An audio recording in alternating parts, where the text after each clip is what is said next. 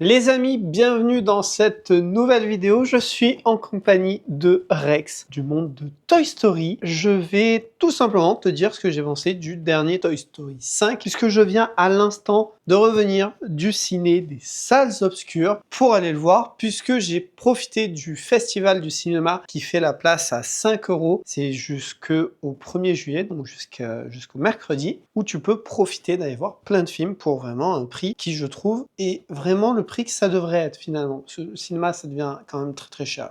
Faut dire ce qui est. Je ne vais faire aucun spoil, en tout cas je vais m'y attacher pour qu'il n'y en ait aucun. Je vais juste te donner mon avis, te raconter vite fait de quoi ça parle, mais je ne ferai aucun spoil dedans. Par contre, je pense qu'on en reparlera en live à mon avis, et là, ça permettra qu'on échange et qu'on puisse débattre de ce qu'on a pensé de ce nouvel épisode de Toy Story. N'hésite pas à rejoindre les lives. En général, je les fais aux alentours de 18h30, mais ça peut être vraiment un peu quand j'ai envie finalement. Donc si tu te demandes ce que vaut ce nouveau Toy Story, eh bien tu es au bon endroit. Petite info aussi, il y a actuellement un jeu concours pour gagner un des CD de Taylor Swift qui a fait la BO, qui est I Know It, I Know You. Le concours est actuellement en cours. Je parlerai de tout ça en fin de vidéo. Toy Story 5, c'est les jouets classiques qui rencontrent la technologie. Et on ne peut pas faire plus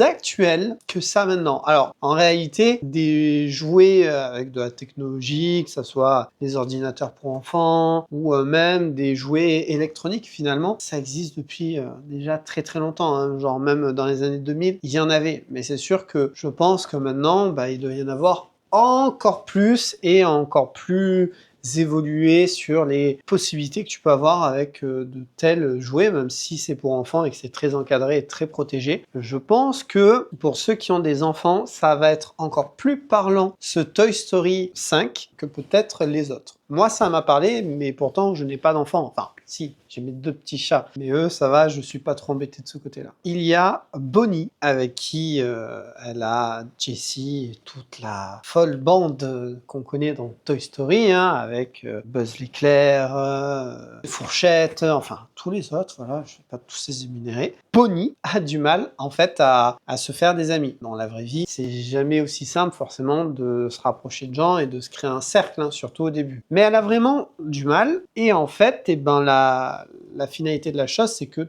tous les enfants de son âge jouent avec des consoles, discutent via des tablettes. Quand je dis console, c'est tablette, autant pour moi. Mais en fait, dessus, ils peuvent jouer et tout ça. Donc, à un moment donné, les parents vont faire ce choix-là de lui offrir une Lily-Pad. Lily-Pad qui sera genre un peu le méchant, si je puis dire, sauf que c'est pas un méchant en soi. En tout cas, je trouve que c'est pas du tout un méchant comme c'était Toy Story 3 où on avait le vieux nounours là, qui lui, j'ai vraiment un souvenir en tout cas que c'était un méchant jusqu'au bout quoi. C'était dans une école ou une crèche, je sais plus, je crois que c'était Toy Story 3. Elle va arriver, Bonnie va l'adopter directement, et voilà, elle va commencer à parler à ses amis, etc., etc.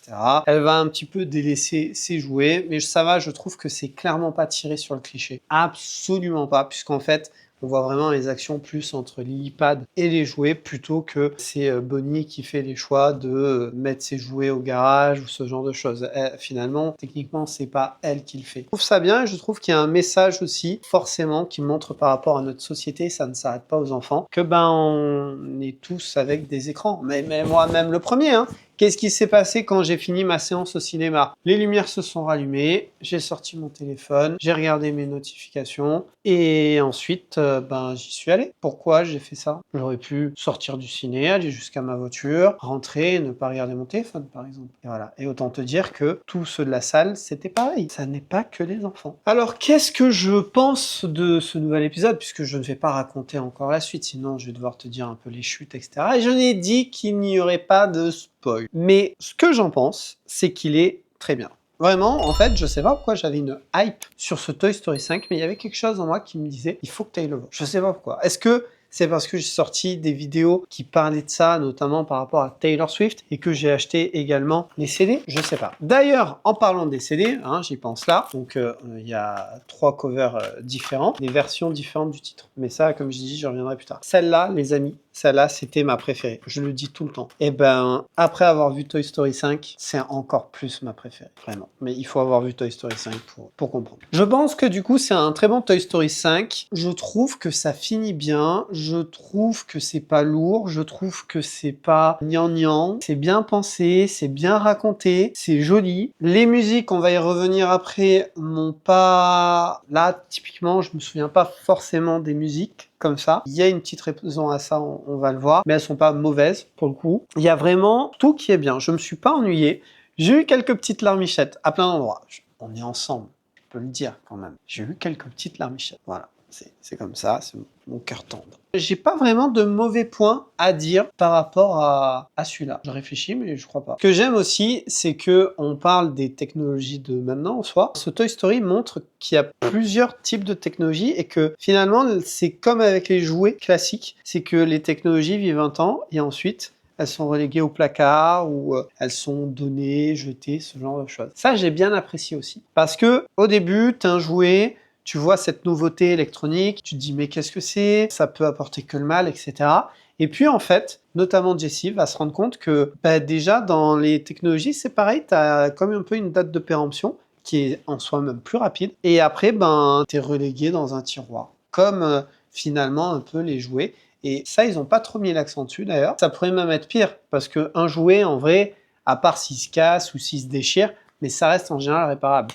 Techniquement, un téléphone, quand il devient obsolète, tu peux plus vraiment rien en faire. La batterie ne tient plus, il rame à mort, ce genre de choses. Là où avec un jouet, t'as pas ces problèmes logiciels en général. C'est vrai que ça n'a pas été trop mis en avant, là que j'y pense. Ça aurait peut-être pu, l'obsolescence programmée, tout ça. Ça aurait peut-être pu en vrai. Conclusion, tu l'auras compris, c'est un Toy Story que je valide, ça m'a fait plaisir. On retrouve aussi Woody, on retrouve la bergère. Il se passe quelque chose avec Buzz aussi. Il se passe quelque chose avec les Buzz.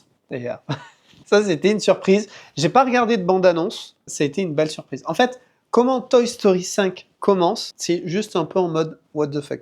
Et pendant toute la durée de la séance, je me demandais, mais qu'est-ce qui se passe? C'était trop stylé. D'ailleurs, si tu vas le voir, reste bien jusqu'à la fin. Regarde le générique de fin. Déjà, parce qu'il y a le titre de Taylor Swift. En plus, tu captes en fait que la vie continue. Moi, j'aime bien quand on capte un peu la suite comme ça. Et tu vois les mois qui défilent et t'apprends des choses. Et ça, c'est cool. Mais c'est surtout qu'il y a une scène post-générique. Scène que d'ailleurs, j'arrêtais pas de me dire, ouais, mais qu'est-ce qui se passe? Enfin, eh ben, tu l'as. Et je précise parce que là, il restait quasi plus personne dans la salle. Vraiment. Reste jusqu'au bout. C'est pas bien long le moment où... En fait, ça dure la durée de la chanson de Taylor. Après, tu as cette scène et après, tu as à nouveau le générique. Donc, t'as pas trop longtemps à attendre. Voilà. Pour finir cette petite vidéo, qui sera, je pense, pas bien longue, j'ai fait des petites recherches avec des petites infos à ajouter comme ça. Tu connais, j'aime bien quand même qu'il y a un côté un peu info comme ça. Alors, le budget est de 250 millions de dollars. C'est le film d'animation le plus cher de l'histoire pour Pixar. Il est clairement dans les budgets d'un film hollywoodien, genre Avatar, Avengers Endgame, même les derniers Star Wars. Donc, il a un budget de 250 millions de dollars. Et ben, ils sont déjà bien rentables, ces petits dollars. Puisque pour le box-office US, il est à 297,2 millions de dollars. C'est le meilleur démarrage pour cette année 2026 pour le moment. En France, il est déjà à 1,8 million d'entrées, boosté notamment par la fête du cinéma. D'ailleurs, je crois que j'ai dit festival du cinéma en début de vidéo, c'est fête du cinéma. Mais c'est bon, t'as compris. Et ce qui nous fait un chiffre général du box-office de 585 millions de dollars récoltés en à peine 2 petites semaines. Donc,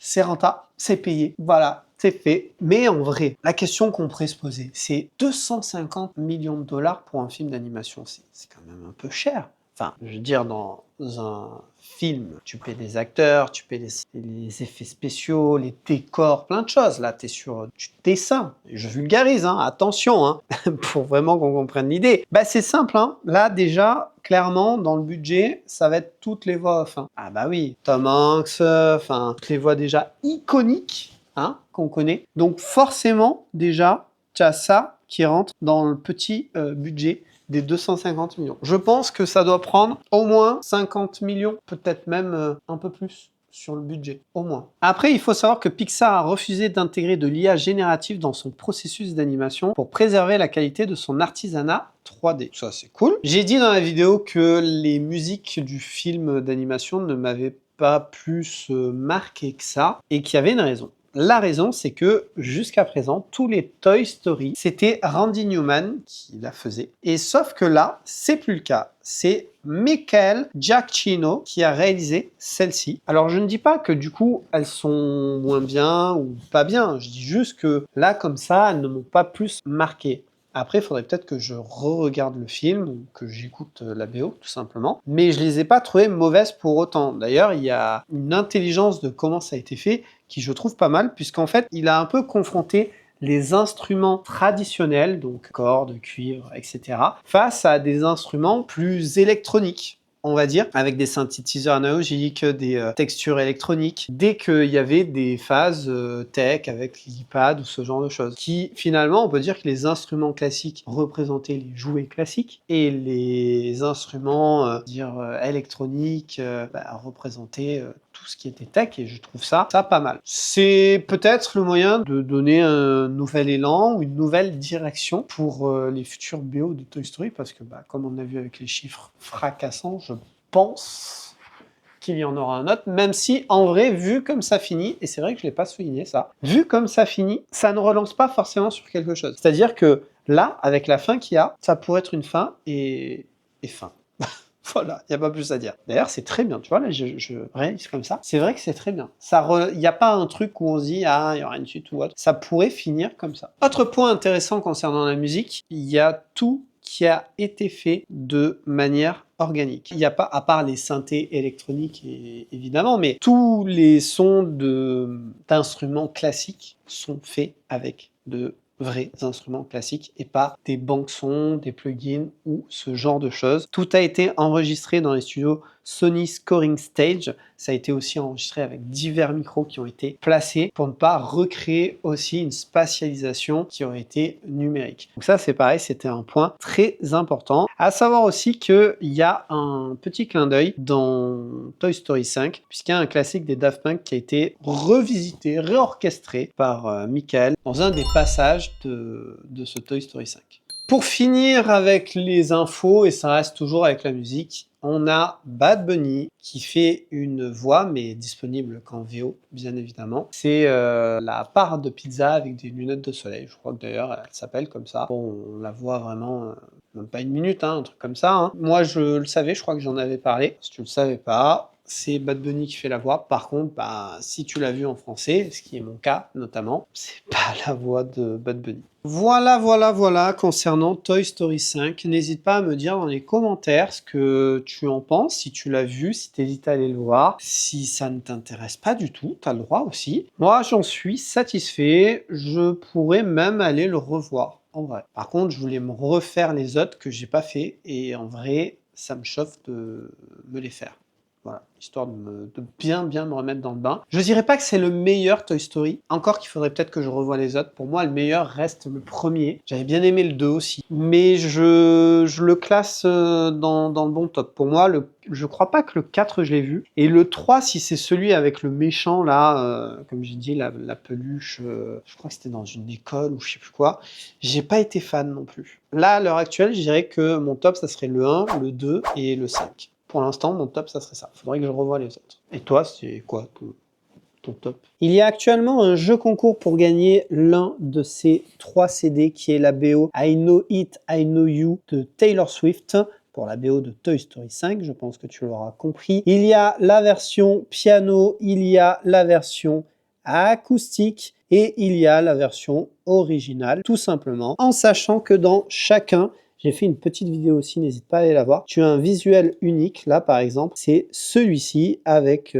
l'écriture de Taylor Swift et un très bel intérieur. Toutes les infos sont sur mon post épinglé Instagram, donc n'hésite pas à aller voir ça. Le concours dure tout juillet, il finira à la fin juillet et le gagnant enfin les gagnants plutôt, seront annoncés sur le live YouTube, donc reste bien informé, n'hésite pas à t'abonner. Tu verras, les conditions sont toutes simples. Rex tenait à être là pour cette fin de vidéo. Il me dit de vous remercier d'avoir regardé cette vidéo, d'aller voir ce Toy Story 5. Si vous êtes allé le voir, ben c'est très cool. Qu'il est très content de vous retrouver dans ce nouvel épisode. De vous abonner si vous avez apprécié le contenu et notre compagnie, c'est bien ça, Rex, c'était malin. De liker, de commenter, de partager, il lira tout et qu'on se retrouve dans une prochaine vidéo. Alors, il me dit qu'il sera sans doute pas là parce qu'il doit faire un peu le tour du monde pour aller signer des autographes et tout ça. Tu te la pètes un peu, mon petit Rex. Mais je te comprends, il y a plein de vidéos qui sont dispo, faites-vous plaisir et on se retrouve pour une prochaine vidéo. En attendant, sois créatif.